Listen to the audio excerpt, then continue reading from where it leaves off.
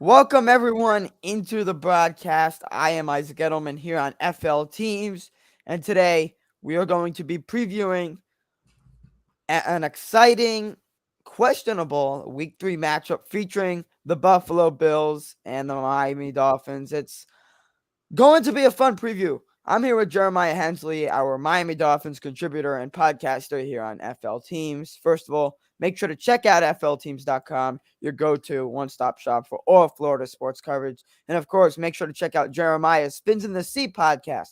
He does a terrific job weekly on his podcast, just discussing and previewing and recapping each Dolphins game. And boy, did he have a fun last podcast. He was actually at the Ravens game. We know what happened. The Dolphins had a terrible first half, but the second half, specifically the fourth quarter, absolutely incredible. Jeremiah, how are you doing? How was the game last week, and how excited are you for this Bills game? Man, I'm still riding the high from last week, straight up. And the game, look, man, it was a tale of two halves. I mean, I put together and pieced together some stuff on socials about it, but the first half looked awful. It looked like it was going to be the same old, same old.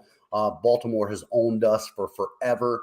But to be there when the tide turned, more importantly, man, to have my little guy with me, his first Miami Dolphins football game was fantastic. And I'll dig a little deeper into kind of what I saw and what I've looked at since then. That'll give you my thoughts on where we are. But look, still some questionable stuff. The Ravens offense, which I didn't think was that scary, put up a lot of points. Lamar just absolutely diced us. But the offense answered and came back. I agree with Coach McDaniel in a big way. I think we all learned a lot about the Miami Dolphins and the potential of this offense last week. For the Buffalo Bills, look, it's next up on the list. This is the next chance to exercise this demon. So, I'm looking forward to this game to see exactly kind of, where we go. It's early in the season. We're still in the first quarter, but this is a litmus test. Where are we for real? And so I'm pretty excited about this one, man. Absolutely. And the Dolphins proved a lot of people wrong last week against the Ravens. And there's still more to prove wrong. And it's a tough matchup against the Bills, who are arguably the best team in the NFL and especially the AFC. So, with that said, let's get right into it. The Dolphins, without a doubt, coming off an exciting win over the Ravens, who are a very good football team. Lamar Jackson went off, yet the Dolphins still managed to win. So, we can go in a ton of different paths here, but I just want to start off with Josh Allen. Jeremiah, what will it take for the Dolphins to beat the Bills, even if that means Josh Allen has an elite game like Lamar Jackson had? This is what we've never had, especially during the 2 years and especially while Josh Allen's been here. We've never had an offense that can get into that Kansas City type shootout. Yeah. That's what it is. I don't think that – I mean, the defense hasn't played that great. It's been a little questionable. I mean, yeah, we did well against the Patriots, but that's the Patriots. But Baltimore kind of exposed it. I think we're going to have to score a lot of points. But I will say that if it comes down to it, as happened in the third and the fourth quarter, I do feel like this Dolphins defense can make a stop or make a play that if we keep this close in the fourth quarter, that anything can happen. But I mean, trying to contain Josh Allen is going to be a big, big thing. We haven't been able to do that. Of course, Tua is 0-3 in games that he started against Josh Allen. Last year, week 2 was an absolute disaster. Tua got hurt early. And the old Jacoby Brissett came in, not the one we saw last night. But the second game with the Bills, we were close. I mean, the game was close into the third quarter. I think they know each other well. And I think really it's just going to be the offense is going to have to perform. Tua is going to have to show that what he did in the fourth quarter wasn't a fluke. Absolutely. And now I want to stick on the same side of the ball. The wide receiver core for both of these teams. Stephon Diggs is incredible. He had an elite game for the Bills this week, or I should say this past week.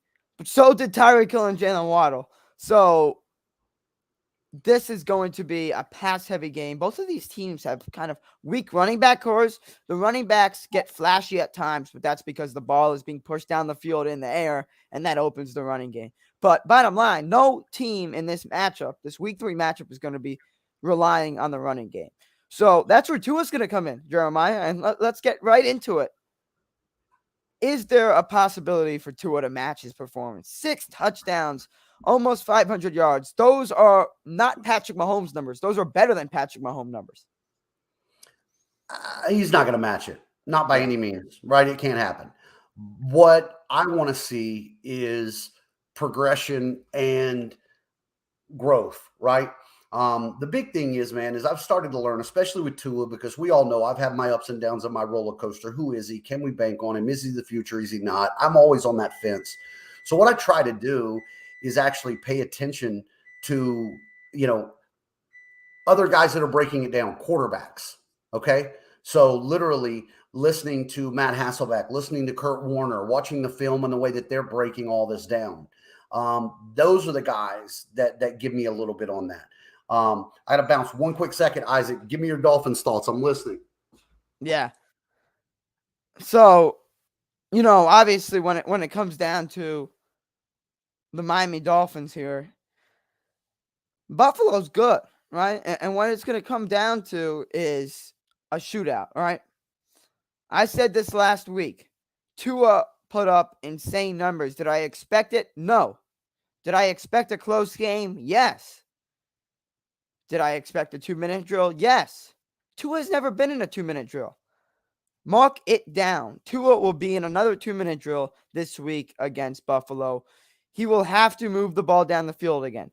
Tua did it last week, and I'm going to say he's 1 for 1 in his career in terms of moving down the field with the ball in a 2-minute drill, because he's only had 1 2-minute drill. But it's going to be another shootout, so mark this down. Tua will have another 2-minute drill, and the Dolphins will be down by 1 possession, whether it's a field goal, a touchdown, or it may be a tie game. And I promise you, Tua will move the ball down the field with Tyreek Hill or Jalen Waddle. Maybe score another touchdown, or maybe Jason Sanders will kick the ball through the field goal post. It's going to be a close battle, but again, it's going to come down to the offenses and not the defenses. However, Jeremiah, I know you wanted to bring this up. There are a few injuries on the defensive side of the ball. More than a few, man. I mean, this is what really opens the door. Okay. And I'll piggyback a little bit when you talked about the running backs. And yeah, our running backs aren't the guys that you're going to hang your hat on in this offense, but they are perfect fits for this offense. When it was needed in the fourth quarter, Chase Edmonds busting off a big run, Mostert being able to come out of the backfield. It literally is a track team out there. And so the Dolphins didn't give up on the run and actually established that a little bid better. I say that is important because I think it's going to have to be a bigger part of what we do here. You don't want to get into a shootout if you don't have to, right? Preferably would love to grind this out. As with any great offense, your best, defense is a long, sustained drive on offense. Keep them on the sidelines. Right? Many people will say that Josh Allen and the Buffalo Bills didn't go to the Super Bowl last year because Allen never got a chance. He was on the sidelines. Okay. Now, what's going to really play in is that this Buffalo defense is beat up, and they're beat up in key places. What we're talking about is Jordan Phillips is going to be out, as is Ed Oliver. That's 2 starting defensive tackles. The backup defensive tackle is also banged up. Tim Settle. Jordan Poyer may not play, the safety. When you get into the secondary, Dane Jackson, starting corner, is out. Micah Hyde is out. So you're talking about missing key elements of this defensive unit that Miami gets to play against. On the flip of that, for our defense to do what we need to do, we got to get pressure. First couple of weeks, we have not gotten pressure at all. And if you let Josh Allen sit back there, he's going to pick you apart. Looks like Gabriel Davis is going to be active and back. So you're going to put him out there with Stephon Diggs. But I think on the defensive side of the ball, knowing that the 2 defensive tackles are out could be that's an issue where we need to press the run a little bit. And I was super, super impressed, man. Unless you're watching the All 22 film, when you're at the game and at the level I was at, you kind of get this view coming down. Mike McDaniel's offense is so creative.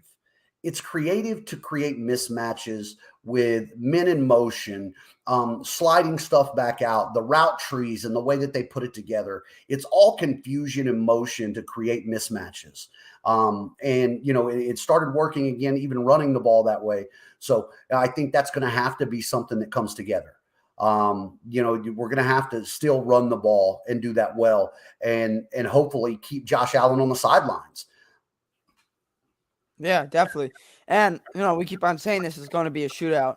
If it isn't a shootout, that's a problem, specifically for the Dolphins, because let's look at it. The Dolphins secondary is talented, whether it's Xavier Howard, Byron Jones, Javon Holland, but Rashad Bateman put up 108 receiving yards against us last week, and Mark Andrews put up 104 receiving yards against us last week. We could not defend the receivers last week, and it's going to be a bigger problem this week. Why? Josh Allen has a way better arm than Lamar Jackson, number one. Number two, the receiving core is way more talented for the Bills. Stephon Diggs is going to eat up the Dolphins' defense.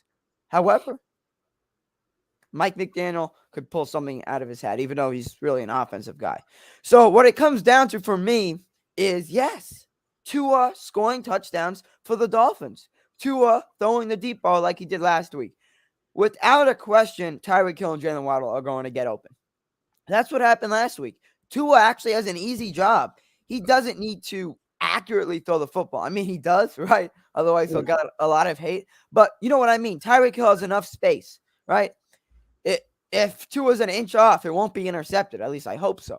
So this is going to be a high-scoring game. And it's going to have to be a game like last week because Tua needs to throw the ball. He needs to. I don't care that the Bills have injuries on their D-line and their linebacking core. Tua has to push the ball down the field and make use of his weapons. The O-line held up well last week, which I was happy about because we knew that was such a problem last year. And hey, obviously you are going to want to have time when you could throw deep to Waddle and Tyreek Hill. And I liked how Gesicki played last week, right? You had Waddle and Hill going deep, so you knew it was going to set up a short pass. And Gesicki was really good last week. He obviously needs to improve on blocking, but if he could receive like he did last week, it's going to be impressive.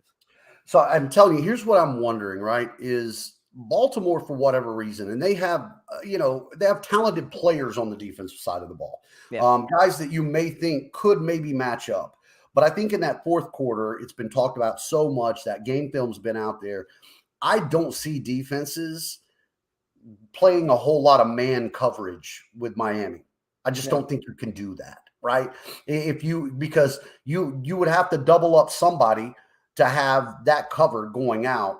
And then how do you get the other guy on an island and then just flat out speed? It's not just speed. We say that about Tyreek and we say that about Jalen Waddle, but these guys are absolute beasts at route running. They are impeccable. The digs and the dives and the way that they push off. I mean, the touchdown pass that won the game.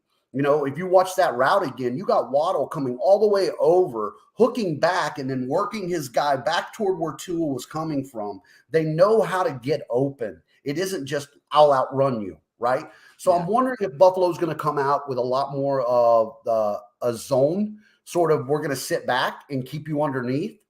And I'm interested to see how that plays out because I think Tua's decision-making can be his strength. His accuracy underneath can be his strength. Guys like Mostert out of the backfield, guys like Gesicki. If Cedric Wilson is playing, I mean, I know he's a little banged up. Somebody like that, right? That could help. But I've been a big fan of River Craycraft all year. I think he's a great route runner underneath too. So I think the defenses are going to have to get that idea of we're not going to let you get over top. So we're going to make you come underneath. And so I could see that being the case in this game, that Miami has to adjust what their offense is doing based on that. Yeah, absolutely. And Tua impressed a ton of people last week. We said it multiple times already. But this week, I think, in my opinion, even if he doesn't put up the same numbers, could be more impressive. Why? Well, first of all, you're facing Von Miller on the other side of the ball. That is scary. Mm-hmm. Even more scary, Teron Armstead, Miami's top O-lineman, may be out this week. His status is up in the air, according to Mike McDaniel. I personally think he's not going to play. He missed the first 2 days of practice this week with a toe injury. He suffered in the season opener. He played through it against Baltimore. I really don't think he's going to play this week, and that is a problem because Tua struggles. I'm not the biggest Tua fan. Actually, I've grown. Last week's game really impressed me at all levels, but it's not about that. It's about consistency. And this is the second week of what could be 2 weeks in a row of great football. However, Tua struggles with his pocket presence. He never feels the pressure like a normal quarterback would, and that's fine because he's still young. But it won't be fine when Von Miller starts getting strip sacks and the Bills start getting turnovers, not because of interceptions, but because of fumbles and sacks. So, no Tron Armstead, it could be a problem because we already know that, Austin Jackson's out, right? He's going to be out for a few weeks, and Greg Little is taking his spot. The Dolphins' offensive line could be a huge problem this week. And again, Tua is not the most mobile quarterback, and he needs time in the pocket in order to find Hill deep, right? We could still do screen passes to Hill and Waddle. They could use their speed and shiftiness to get open and convert a 5-yard pass to a 60-yard touchdown. But you need a good O-line, especially against the Bills defense. Jeremiah, do you think it's going to be a problem this Sunday? I don't. And here's why, right? Because I don't think the big plays that Tua made in the fourth quarter are repeatable, right? Those could be one-offs. There's a blown covers. There's anything else. But as I was mentioning, watching these quarterbacks break down this film across it, Matt Hasselbeck and Kurt Warner both pointed out two things that one thing that really jumped out to them with Tua, and it has to do with what you mentioned, his pocket presence. It wasn't good before. Tua didn't feel the pressure. His footwork was off. But everybody in the offseason that's evaluated him has talked about how his presence has gotten better, how his footwork has gotten better. And when you go back and look at big plays, big throws that were made, they were done while Tua was feeling some heat. Okay, the first Tyreek Hill bomb, you've got pressure coming off the side, all the toward Tua. And then Tua's ability, he took a slide step forward and 2 to the right, where it was literally gave himself like 2 yards that bought him just enough time to get that ball out and over top. You look at the River Craycraft touchdown, the pressure's coming. Tua rolled away from the pressure, got out, brought his man back and threw him open. The last play that he throws the touchdown to Waddle, same thing. The Gesicki touchdown in the back of the end zone. Those were all done where Tua didn't get blazing speed outside the pocket, but his presence in the pocket did feel that pressure. And he did slide and he did move and he utilized the blocks to give himself time to throw. That's the kind of thing that I want to see and to see if it's repeatable. Because if it is, then this is, the offensive line has always been a question mark. It's always going to be tough. I personally think Teron Armstead's a veteran. And when you've got a veteran who's played this long for that long, I don't put a lot of stock in the fact that he didn't practice. Right? I don't think it's the same as a guy that's his second year in the league who doesn't practice throughout the week. I think you got a veteran, all-pro, probably Hall of Famer at the end of all of this. Teron Armstead can go 3-4 days with no practice and still plug in and play, hopefully. But even if not, being down those 2 defensive tackles, Jordan Phillips, I remember he was an animal when he was in Miami, right? And Jordan Phillips and Ed Oliver, having those guys out of there gives us a little more time. So I think it's all important, again, that you run the ball like we talked about. You got to get Mostert and Edmonds involved. And if Tua's pocket presence continues, then I think that this stays in a game that's very winnable for Miami. Yeah. But what needs to be won is the defensive game because Josh Boyer is probably not going to be sleeping this week. And I'll tell you why. You look at this Bills receiving core. We know Stephon Diggs is elite. I don't need to talk about him. But he's not the only talented weapon. I mean, Gabriel Davis is back this week, like you said. Isaiah McKenzie and Jamison Crowder as a 4th receiver or a 3rd receiver on the depth chart. That's impressive.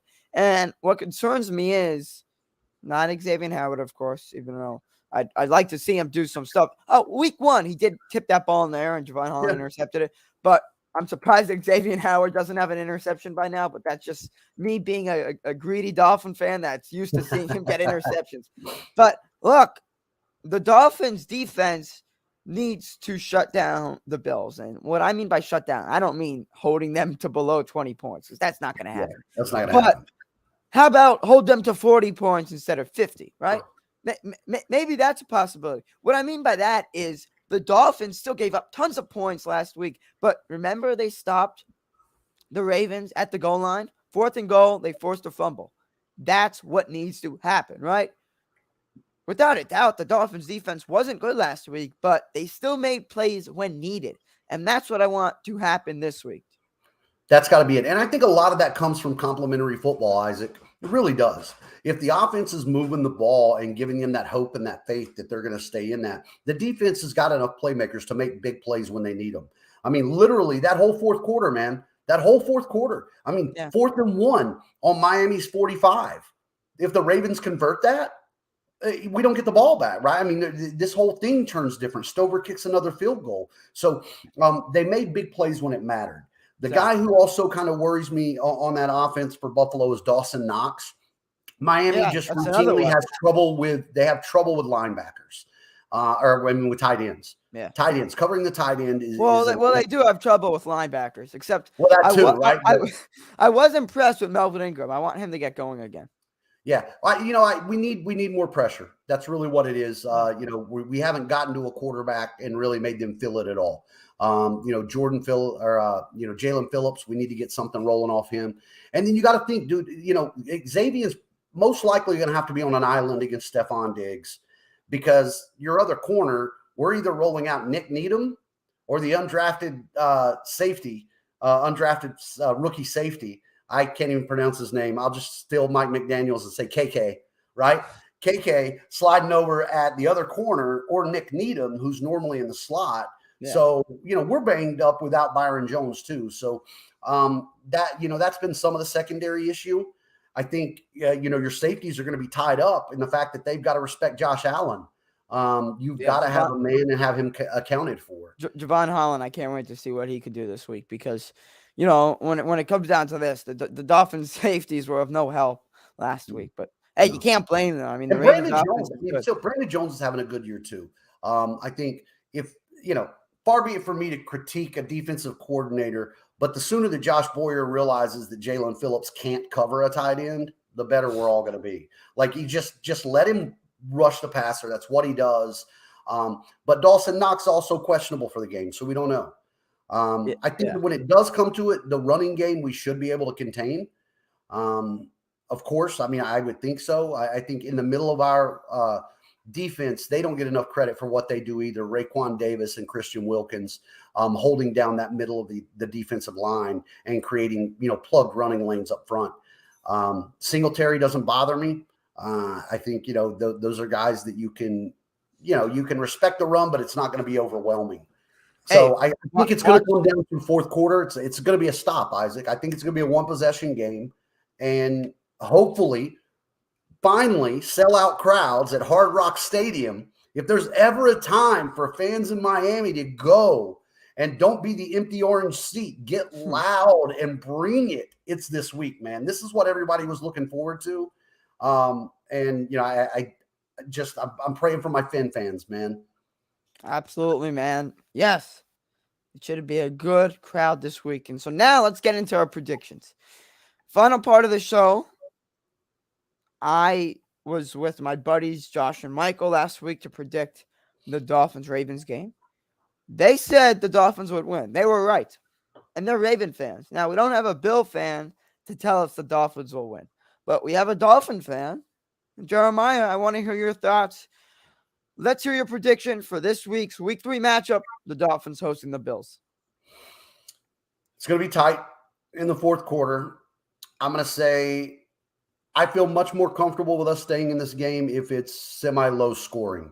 So I'm going to say it ends up, 31-28, somewhere in that. It's going to be a field goal. And I really do believe finally that Jason Sanders is the Jason Sanders of old. He's looked awesome this year, nothing like what he was last year. And I think the Dolphins on a late drive get that and maybe get that one stop to come together. I think this is one that's going to shake the core a little bit because here's the deal. Buffalo is head and shoulders better than everybody else. Right now on paper, are they better than Miami? Yes. But every team's going to slip up somewhere. This is a division game on the road, warm weather, defense banged up. I think it sets well for Miami. 31-28 Dolphins. Awesome. I love it. You're going to love my prediction as well because I have the Dolphins winning. I have Jason Sanders kicking a game-winning field goal. I can't tell you if the Dolphins are going to be down by two or 1 point, or maybe it's a tie game. But I have the Dolphins driving down the field for the second week in a row. I have Tua moving the ball for the second week in a row. And I had the Dolphins setting up a game-winning drive, likely a game-winning Jason Sanders field goal. Personally, I think it's going to be high scoring. I think we're going to be in the upper 40s for each team. I think the over-under is going to be over 80. I really think that's going to happen. But you know something? I don't know how many yards Tua's going to have, how many yards Tyreek Waddle is going to have, but I can guarantee you that one Dolphins receiver is going to have over 150 receiving yards. Sounds crazy, but Tyreek Hill or Jalen Waddle both did it last week. So I have at least one Dolphins receiver having over 150 receiving yards. Look, if you look at it on paper, the Bills are better than the Dolphins, but you cannot count out Tua. I will admit I counted out Tua, but after what I saw last week, give me Tua again, putting up big numbers and moving the Dolphins down the field with ease. And I had the Dolphins winning, man. So that's really it. Jeremiah, I can't wait for this game. I love it, man. I'm the same way because I want to see how you respond to what happened last week. Because, look, there's video of me out there saying at halftime, yank Tua. Right? It's time to go to Bridgewater. The first half, he looked awful. He was pressing. It was all the things that people say are bad about Tua. It was missing the routes. It's not progressions, underthrows, forcing it, all those things. But I loved, again, Mike McDaniel's press conference when he talked about the biggest thing that Tua did was finally listen to him. And that meant understanding it's okay to try to be a perfectionist, but you're not going to be. So let it go. Don't let it sit with you. Go back out, keep making plays, and just keep playing the way that you know how to play. And I saw Tua take those steps, and he became efficient and became accurate. And then it kind of hit me a little bit too, because as Tua's been here, whether you love him, you hate him, the Dolphins fans are just divided as all get out. He's never had this kind of support. There's no way, if Flores was still coaching the team, that Tua would have came back out in the second half. There's no way. You're probably right. They didn't have that faith in him. And I think there is something to be said that you become more comfortable when you realize you're not looking over your shoulder for the hook every 5 minutes, that you can make a mistake and it's not going to you're not going to get thrown back on the bench, or at the end of the game, they're going to bring in Fitzpatrick to take over.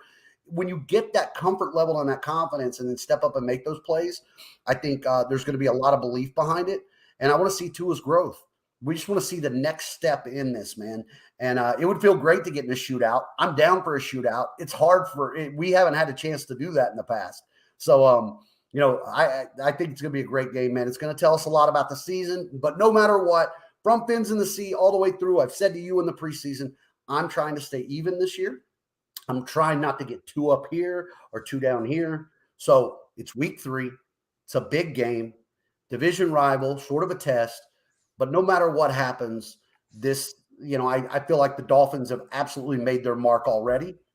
No matter what happens in this game, hopefully the young team grows and learns from it and keeps moving. I mean, that's my thought, Try not to react one way or the other. Both of these teams are 2-0, so one team's season's going to have to be undefeated, and one team is going to not be undefeated. However, I do want to understand that just because he got the support he wanted doesn't mean he could play bad. Right? I want to see him keep these numbers up. No, I'm not expecting him to throw 6 touchdowns. I'm not expecting him to throw 4 touchdowns. But I want a comfortable game. And what I mean by that is I don't want to be sitting down in front of the TV and say, damn, I wish Bridgewater was in. I just want him to be like any other quarterback in the NFL. I just want to be comfortable, right, watching Tua. And I feel like we're very close to that because of last week. But it was just one game. Almost every quarterback has that one game. Nick Foles has had a game like that. Every quarterback has had an amazing game. Matt Flynn had a game like that. Matt Flynn got signed to the Dolphins off a game like that. Yeah. And the Bills are a tough opponent. So, it's one thing to, have a bad game against a Bills team. But when you put up big numbers against a Ravens team, we should expect that. And look, if the Dolphins want to compete, Tua cannot be scared to face the Bills. He's going to face them 2 times this season. And one of those matchups is Sunday. So it should be Isaac, good football. As we're looking at this, and we'll wrap it up, do you have any idea offhand? Because, I mean, I kind of knew it was bad, but I didn't realize this much. The last 10 games between Miami and Buffalo, you know what Miami's record is in those 10 games? 1-9. 1-9. 1-9. I know my stuff. You're on it. 1-9. And that includes 2, 4, 6, 7 straight losses. Yeah. We've beat the Patriots every year. Even when they were good, we would split with them. Right now, the Bills own the Dolphins. So if nothing else, you've got to make a statement in that we're going to play you tough. Yeah. This is not going to be a rollover. It's not going to be 35-0. It's not going to be 56-26. We're going to fight. And so I think it's a big statement for a young team, and it's going to go a long way toward their belief. Yeah. And look, we got to exercise the demon. Baltimore had owned us. Yeah. But we got rid of that monster. So now let's try to get the next one with Buffalo. It's all up to Tua. Waddle has proved himself. Tyreek Hill has proved himself. And it's really just about Tua. I mean, everyone on the Bills has proved themselves. We know what Josh Allen can do. Von Miller, God, he's been in the NFL for forever. Stephon Diggs, without a question, has proved himself. Tua is like that one piece in this game that people are questionable about. But what does that mean? That you can release the beast inside you, and that's what he did last week. So that's going to do it, guys. Make sure to check out flteams.com. We will have coverage weekly for the Florida teams in the NFL. And, of course, any sports team in the state of Florida, we are dedicated to covering college and professional teams. We appreciate Jeremiah Hensley for hopping on. Definitely check out Fins in the Sea. He'll have a podcast after Sunday's game, as he does every week. Again, we love putting out content for you guys. We're all experts here. We're not the ESPN guys, but we want to be. And you know what? We're not that much worse. We may even be better than the Stephen A. Smiths. Here, also come along this season, man, on all the socials. Yeah. We watching the game last week was cool because I was kind of there, but I like just kind of sharing thoughts with Dolphin fans and getting feedback through TikTok and Twitter and all that other good stuff, man. JFrog817, come join me on those things. Isaac, and we've always got some great stuff going on, through FL teams. So, we look forward to it, man. The fan interaction is what makes this site and this group special. So love and support to everybody out there who does that for us. Love being a part of it. And let's enjoy another ride, man. Let's see what we got going for us, right? Yep, fins up, and we appreciate all the support, like Jeremiah said. So, yeah, that's going to do it. Again, check out FL Teams. We really want to grow this platform. We want to get guest interviews each week. If you're not a Dolphins fan, well, I hope you enjoyed this podcast. If you're a Bills fan, I hope you enjoyed the loss. And most importantly, if you're an NFL fan, I hope you guys can enjoy some good football on Sunday. With that said, for Jeremiah, Isaac Edelman, thanks everyone for watching. Fins up.